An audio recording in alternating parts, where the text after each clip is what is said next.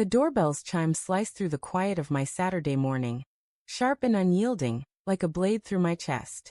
I opened the door to find a man I'd never met, his eyes blazing with a fury that told me he knew me. Or at least thought he did. "You're the one keeping her trapped," he snarled, stepping close enough for me to smell the stale coffee on his breath. "And I'm here to make sure you let her go." I stood frozen, my hand still gripping the doorknob, as the world tilted beneath me. My wife, Sarah, had been distant for months. Late nights at work, cryptic texts she'd dismiss with a laugh, a new perfume I didn't recognize clinging to her skin. I'd chalked it up to stress, to her demanding job as a graphic designer, to the slow erosion of a marriage approaching its 10th year. But this man, with his clenched fists and venomous words, was no stranger to her. He was the shadow I'd sensed but refused to name. Sarah and I had built a life that felt like a watercolor painting, soft blended hues of love and routine, brushed over years of shared dreams. We'd met in college, bonded over late-night diner runs, and whispered promises of a future we'd shape together.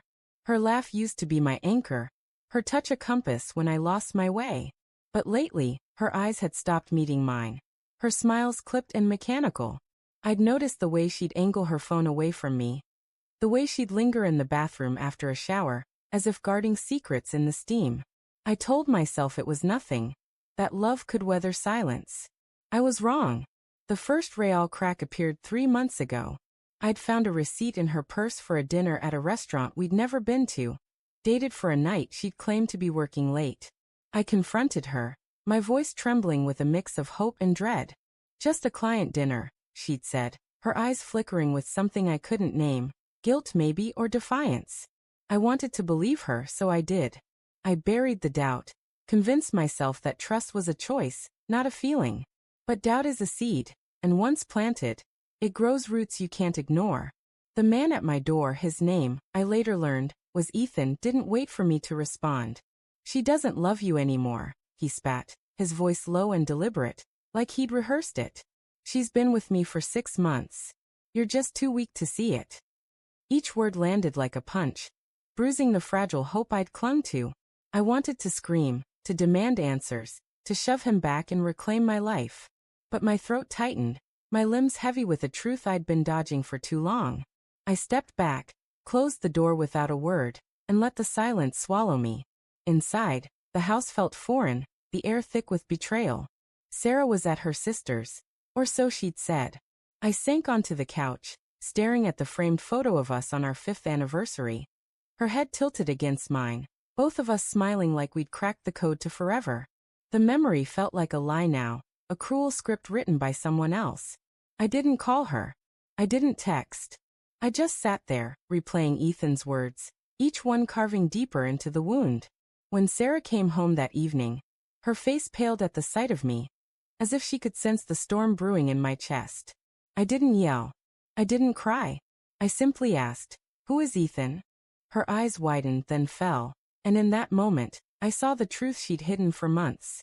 She stammered, tried to weave a story, but the threads unraveled with every word. She admitted it, 6 months of lies, stolen moments, a love she claimed had just happened. I listened, my heart a hollow drum, as she spoke of passion, of feeling alive again, of things I'd failed to give her. Each confession was a shard of glass, cutting deeper than Ethan's threats. I could have fought. I could have demanded she leave, or begged her to stay. Instead, I made a choice that felt like both surrender and rebellion. I walked away. Not from the house, but from the version of us I'd believed in. I packed a bag, left a note that said only, "I need time," and drove to a motel an hour away. The road blurred through tears I hadn't realized I was holding back. I didn't want revenge or even answers. I wanted to remember who I was before I let love blind me. In the motel's dim light, I stared at my reflection in a cracked mirror, wondering how I'd missed the signs, how I'd let trust become my cage. Sarah's betrayal wasn't just a wound. It was a mirror, showing me a man who'd settled for half-truths to keep the peace. I stayed silent when Ethan came, not out of weakness, but because some truths are too heavy to scream. The real fight, I realized, wasn't with him or even her. It was with myself, to rebuild a life that didn't depend on someone else's promises. And as I lay in that creaking bed, the the weight of her betrayal still raw, I whispered to the empty room. I deserve more than a love that lies.